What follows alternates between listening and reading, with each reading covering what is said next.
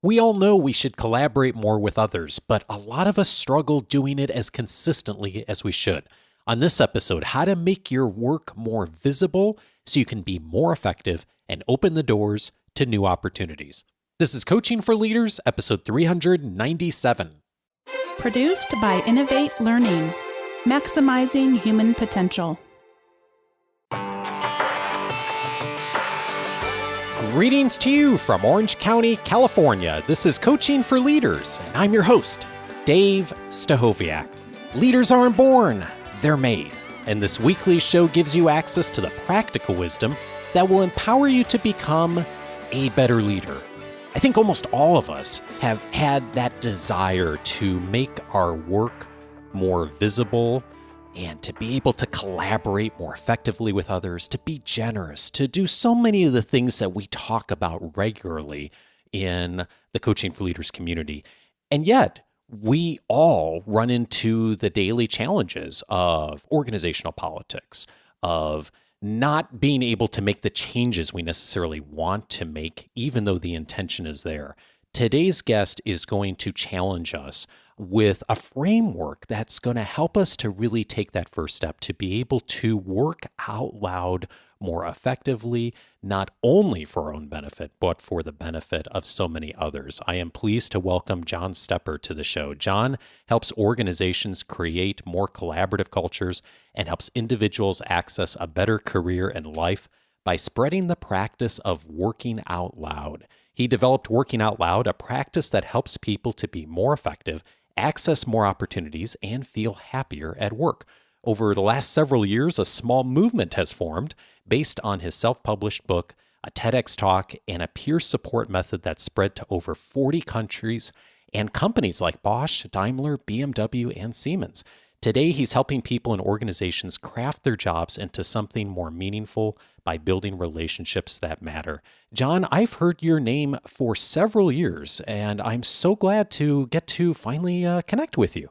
Oh, Dave, thank you. That was quite the introduction. Thanks very much. I appreciate it. Oh, the pleasure is mine. And I think the story probably should start back with, as so many good ideas begin, something that you really were looking for yourself. And I've heard you use the term that you were playing career roulette for a bit, and at one point you ran out of luck. Tell me more about that. So I'd been working in big companies for 20 plus years at this point. It's around 2008. And I get called into the office one day, and it's that moment, as soon as you walk in, this is not going to be a good meeting with the boss. And, he avoids eye contact, and he's like, John, we're going to make a change.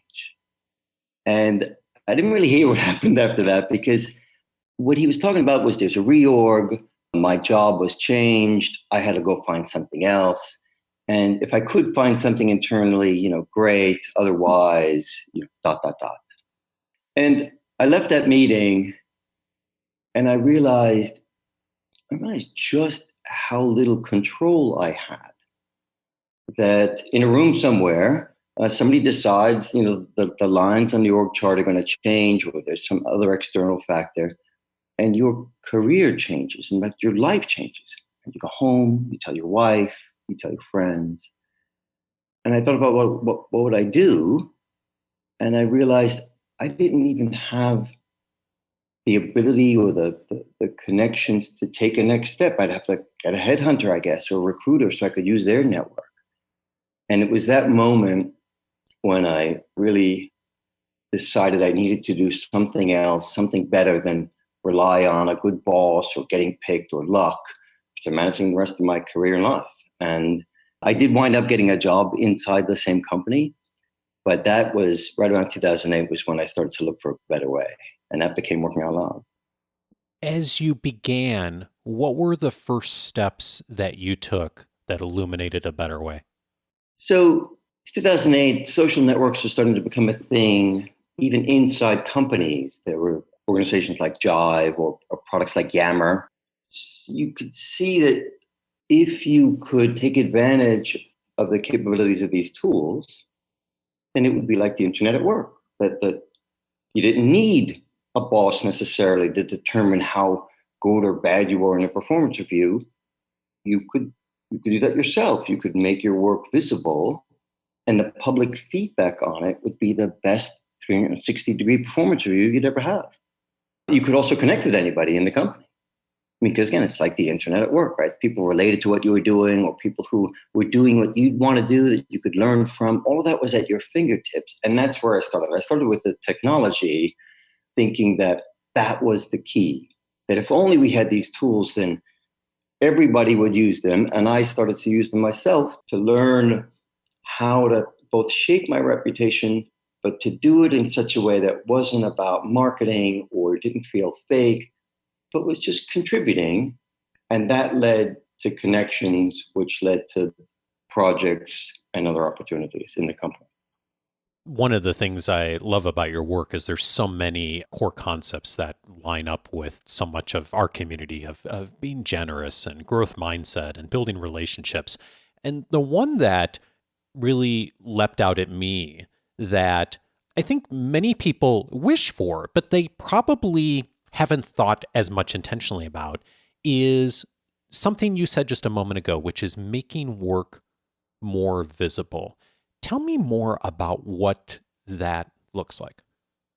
If you're trying, whatever your goal is, right? You're trying to get something done at work, or you're trying to explore a new topic or learn more about it. How do you do that? And it turns out that whatever you're working on, how you're doing it, why you're doing it, what resources have been helpful, who's been helpful, even questions that you have, all of that can be useful to somebody else, right? Somebody else related to that goal. And when you develop the habit of exposing those things, it's like a pebble in a pond. Even something as simple as a question. If I'm working on a new project, I'm working on something with people in healthcare, my habit is to say, hey, I'm working on this. It's not finished. In fact, we're in the first draft of it. But here it is. And that pebble in the pond attracts other people who care about that thing. Maybe they have contacts, maybe they've got experience or lessons, maybe they want to work with me. And that practice, if you will, of thinking of what you're doing in the broadest possible sense, not just the finished product, but in the broadest possible sense, and exposing that in some way. It doesn't have to be social media, but the social platforms really give you an advantage and extend your reach. That's what leads you to people and opportunities you just wouldn't even know existed otherwise. What's an example of some of the people you've seen that have, as they've begun to do this, like what that looks like, that showing up and that making their work visible? So I'll talk about a woman at Bosch. So she stumbled across my work early. It was 2015. The book had just come out. There were these very rough circle guides, these peer support group method you mentioned.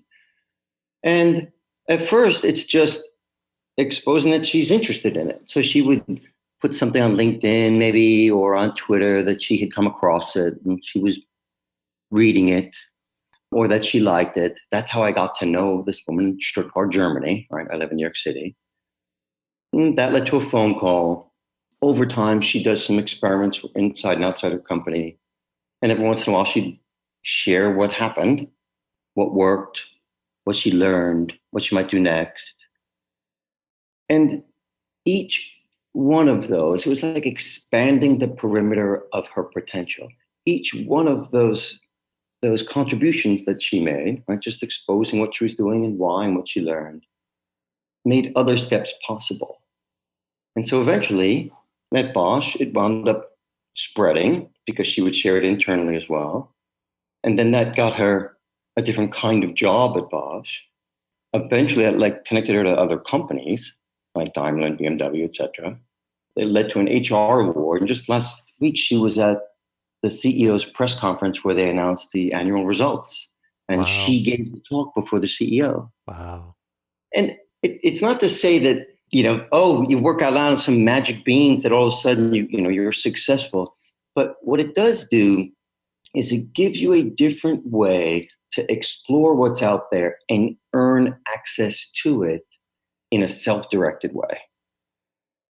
I suspect that there are some people who work in organizations and they look at like what Bosch has done with your work and kind of have a sense of what that really looks like and feel ready to jump in. And I also sense that there's probably people listening who think about making their work more visible and are just wondering, how does that look? How does that show up? Where would be the first step I would take? For those that this may be seeming like a little more of a foreign concept even, where do you encourage people start? What I don't do is encourage them to make their work visible, because my experience when I was working at Deutsche Bank was that that was a bridge too far for most people, like you pointed out. So saying, hey, you should share what you're doing on the internet or on the intranet so that you could, build your network. You know what? Most people are just too busy and in many cases too distracted to think that way. Or, they'd be worried about, what if I say something stupid? What if people don't like it? What if I get in trouble? What if my boss doesn't let me? And all of that is resistance that prevents people from even taking a step. So what I did over the course of the last 10 years was try to figure out, well, what's a way I could break down that resistance? What's a way I could make it much, much easier for people to take small steps over time in a way that they got positive reinforcement along the way, and it ultimately became a set of habits and a mindset. And that's what led to this peer development method, these working out loud circles. Tell me about touching the treadmill. That was a phrase from Martha Beck. Martha Beck's a life coach. She's been on Oprah. She's super famous. And she's written a number of really great books. But in one of her blogs, she talked about exercise. Diet and exercise is kind of like collaboration and generosity, and the other words are used. Because, we know that they're good, but, man, I'm busy. I don't have time for this, or it's not part of my everyday. And it takes time and effort and attention for me to make it part of my day. Most people just don't get there. So Martha Beck said, look, there's all sorts of resistance in your head, and to break it down, shrink it until it becomes fear-free or resistance-free. And her extreme example is, hey, you want to exercise? You want a gym habit? But it's not working for you, well, then maybe just run for 15 minutes instead of an hour. Or you run once a week instead of 3 times. But if that's still not working, just go to the treadmill and touch it. And as ludicrous as that sounds, it flips it. It engages the progress principle so that, well, once you're there and you've touched it, you're like, okay, I'm here. I might as well do a little something, right? And that tiny step is what reverses the normal blame and shame cycle. And it unlocks the next step and the next step and the next. It's not enough. It's not enough to make it a habit, but it's enough to get you started. Yeah. This strikes me as like so central, this concept of taking that next step to your work, because as you said, like so many of us want to do this, want to be more generous, want to make our work more visible. Want to take control of our career. Want to take control of our careers, exactly. Almost everyone articulates that I work with, and I'm sure you hear that too. And yet, it's the behavior change that's the hard part. And the thing that's really fascinating to me is you've clearly stumbled onto some things in your work that have worked not only well for individuals, but organizations. And so when you think about that touching the treadmill concept, and then thinking about it in the professional context, as you have explored working out loud and it's developed, what have you found that's really worked to inspire behavior change in people? The number one thing, because again, changing any behavior requires more than you wanting to or some set of steps, no matter how small they are. Like you have to feel something. And originally, like I said, I came at this from a technology angle, and then it was, hey, here's how you can use social media and share your work. None of that produced any sustainable change. I'd say the number one ingredient was that I turned it into a peer support method in a confidential, psychologically safe space. So that in a group of 4 or 5 people, you could, without worrying about what the boss said, or without worrying about what someone else went judge you or shame you, you could take these first steps, but there were other people taking them with you. And it was that kind of give and take, so to speak, to use Adam Grant's phrase, Yeah. that give and take, but in that psychologically safe space that made you say, hey, maybe I could. And you start small, week 2, it gets a little bit bigger, 3, 4. Over time, as you make different kinds of contributions, from the most trivial, like offering attention or appreciation, to bigger things like making your work visible, over time, you get a bit more confidence, right? And that's the feeling that makes people come back. That's the feeling that makes the new behavior a bit more sustainable, because you're hungry for that feeling. Does that make sense? It does.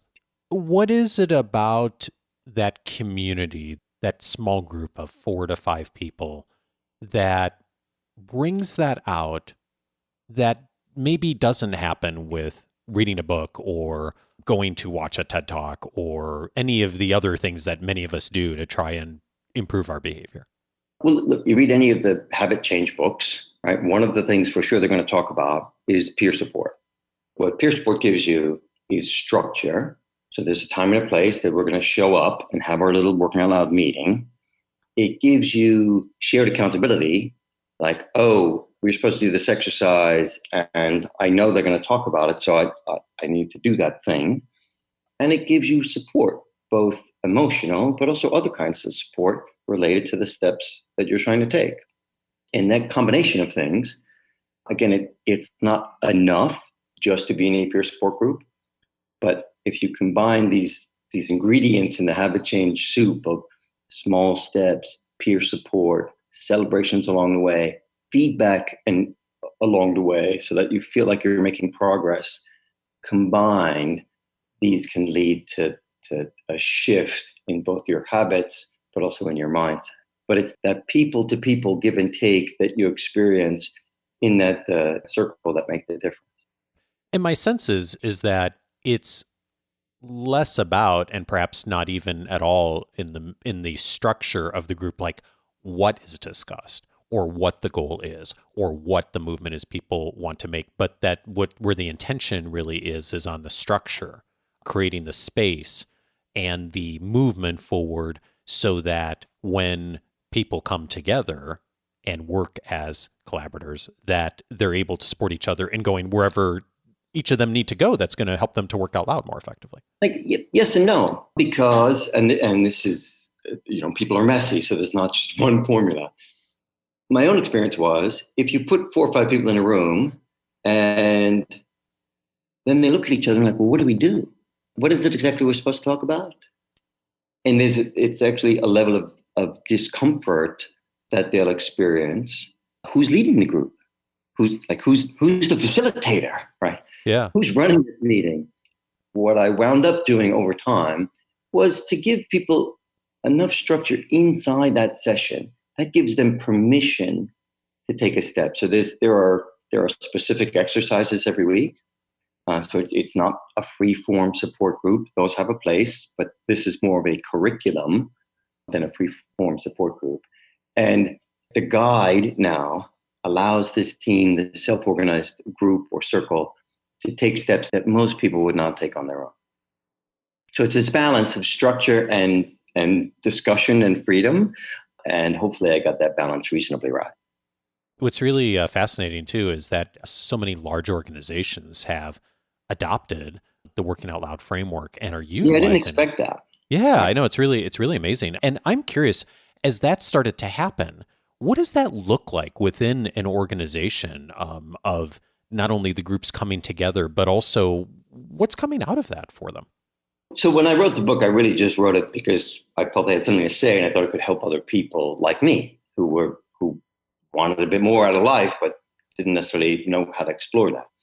So back to the Bosch example, because they're a good example, but the pattern there is now a pattern at a number of other places, which is it starts with one person because the material's free. So you just download on the internet, form a group, and you're on your own. And in fact, her boss didn't even like the idea of her doing it because they were busy. And Katerina did it anyway on her own time. And it's the kind of thing that if you don't like it, then you don't like it. It's not your thing. But she did, her circle did. They told a few friends, a few more circles formed, and a few more. And then she did something very smart, which is she collected feedback from them.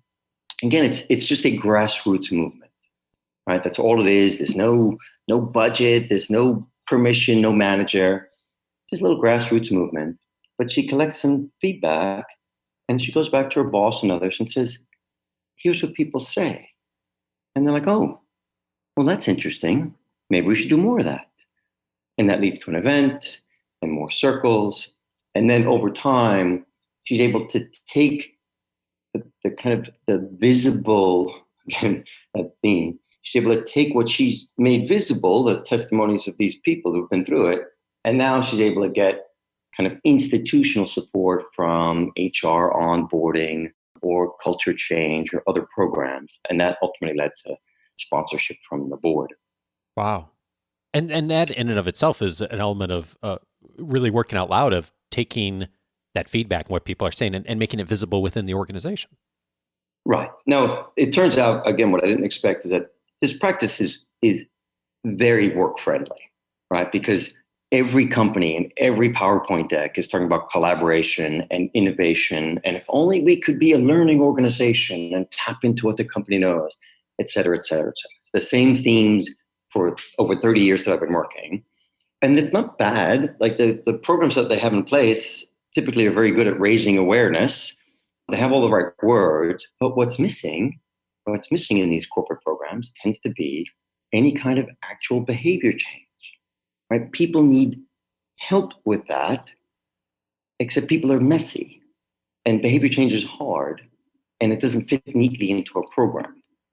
So I sometimes do working out loud circles for companies, is just complementing what they're already doing so that on their own, people can experience a new way of working until it becomes the new normal, and done in such a way that it's easy to spread, which makes it easy for companies to administer in a lightweight way.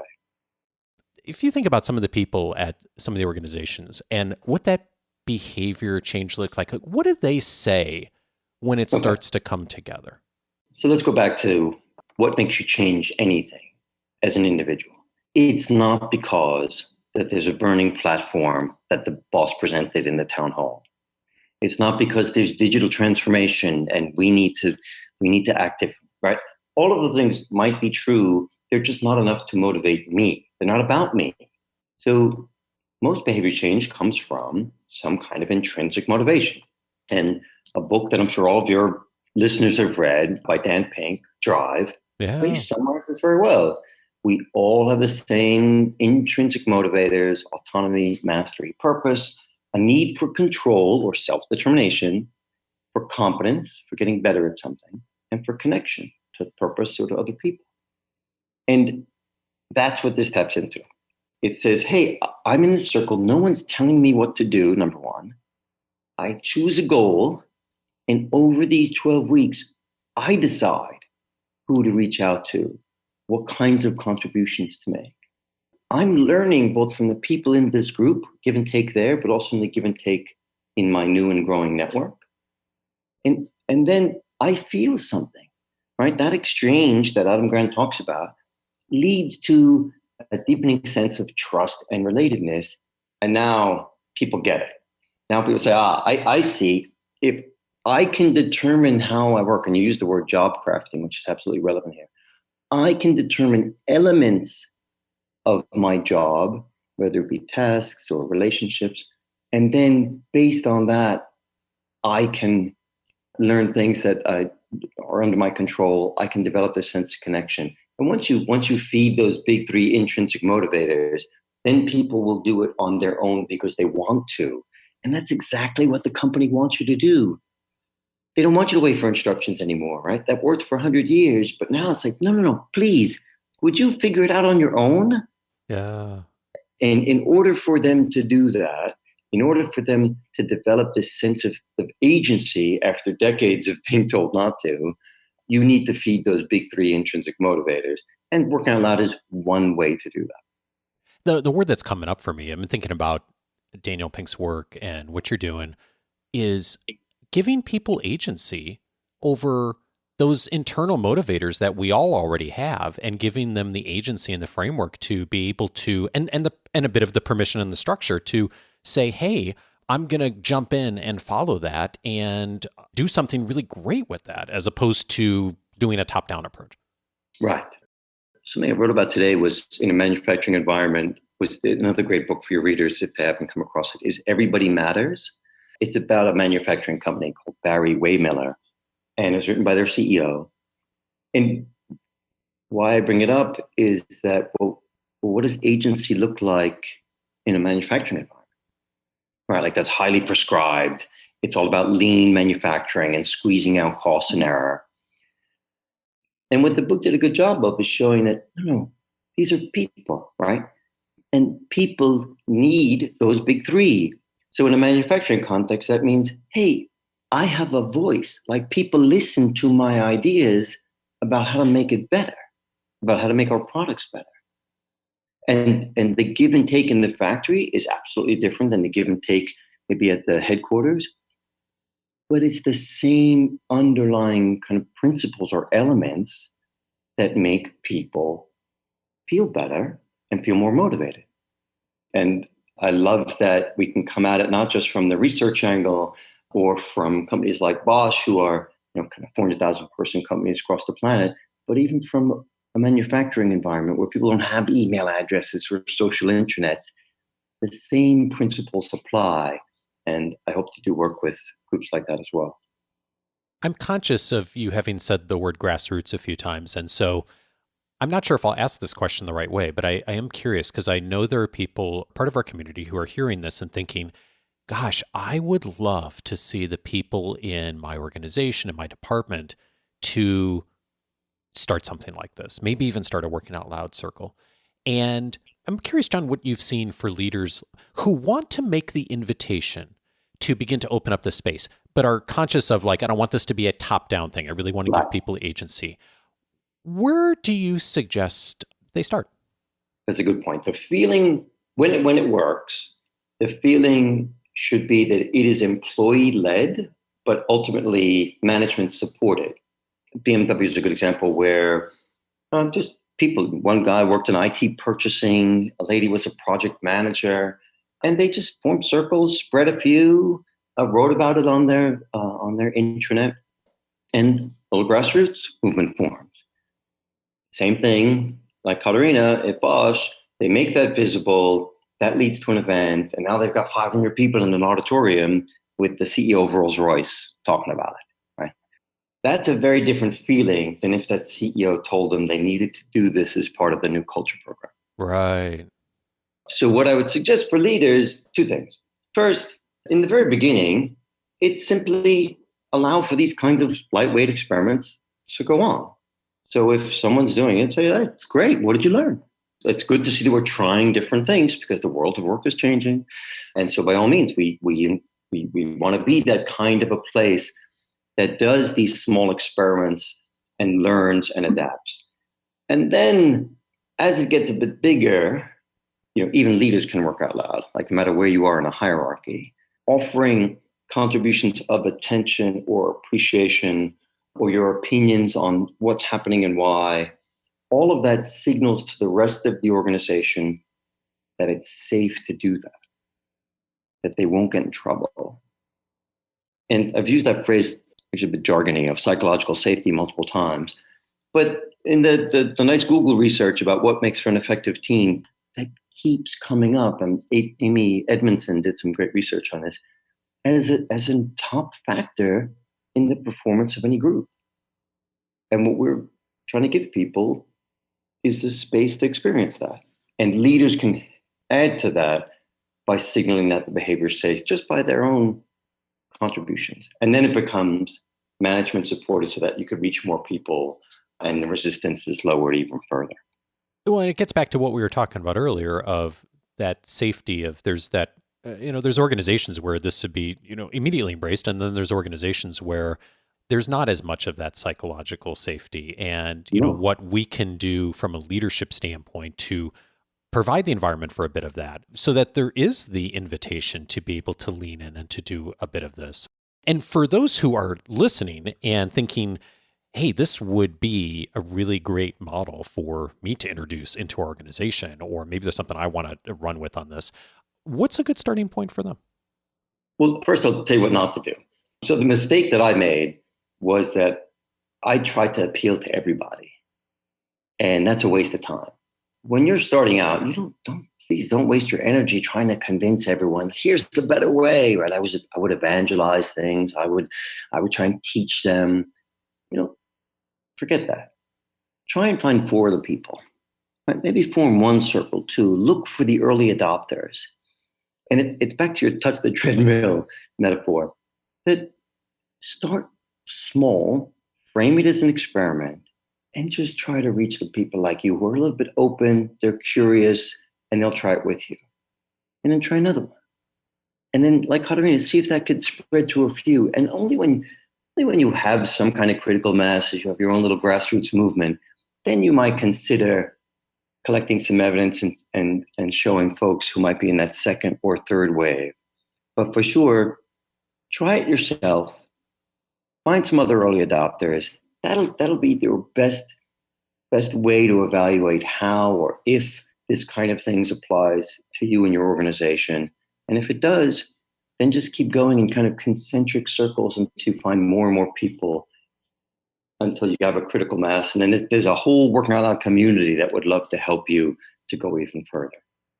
And the wonderful thing about what you've created is that the guides and the framework for the circles are all free. So we're going to link to all of that in the notes, and also this week's weekly leadership guide for those of you who get that on Wednesday. Be watching for all those links so you can take that first step as well.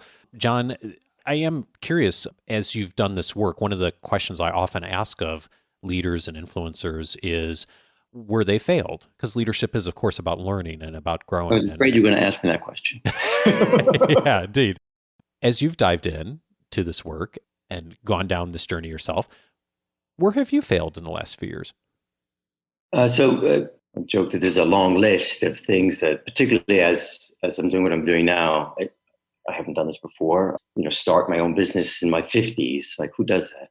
And so I'm learning a lot. But the thing I guess I'd want to highlight for your audience was that I was working on this, I mentioned starting in 2008, while I still had a job.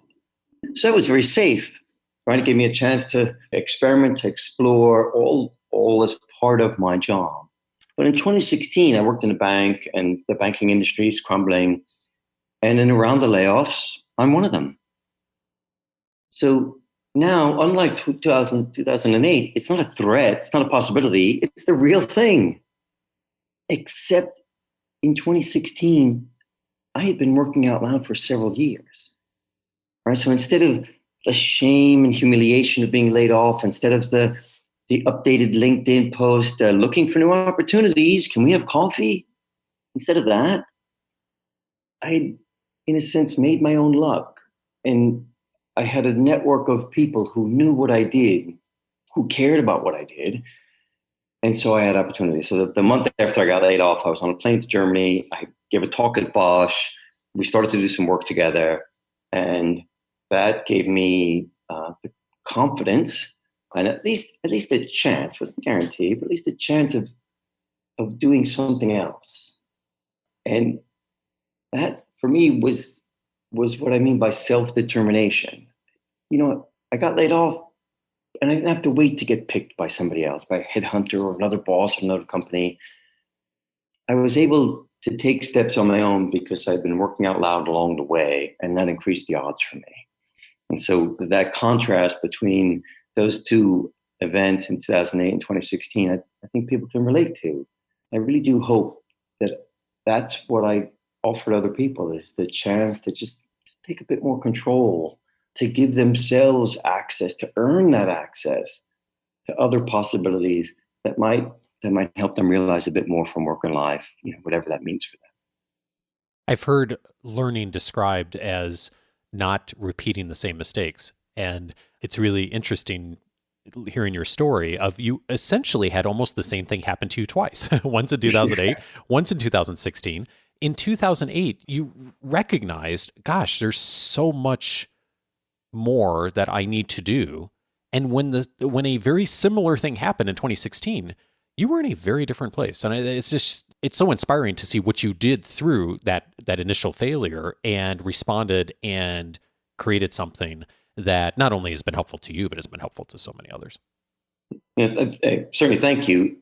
But for sure, I'm not special. Like it's a set of readily learnable skills that anybody could practice. All it takes is small steps over time with feedback and peer support along the way. And then anybody can increase their odds, whether or not you form your own company or you get a new job or you just get a bit more joy out of your every day. Anybody can learn these skills. And I hope some of you will try a circle and see if it's right for you. John Stepper, author of Working Out Loud. John, so appreciate your generosity and your willingness to help us all change our behavior. Oh, this is great. Dave, I had fun. Thank you very, very much. I appreciate it.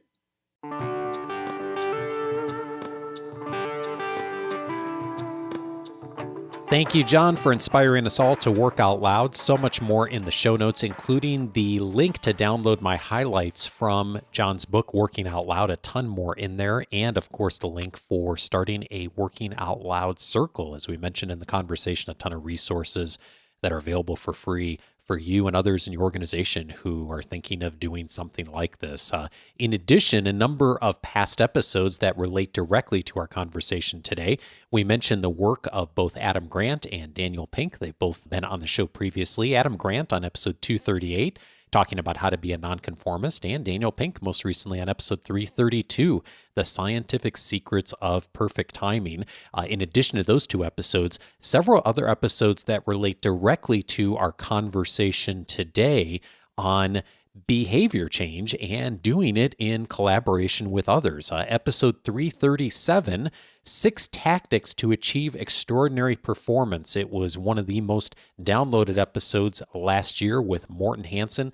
We talked about how to affect behavior change over a 90-day increment. Incidentally, that's the exact same time frame that John Stepper has identified in his Working Out Loud circle. So a lot of consistency we're finding around that time frame of really making a significant behavior change. If you're looking for even more on the nuts and bolts of how to make a specific change, episode 337 is a great complement to this conversation, of course.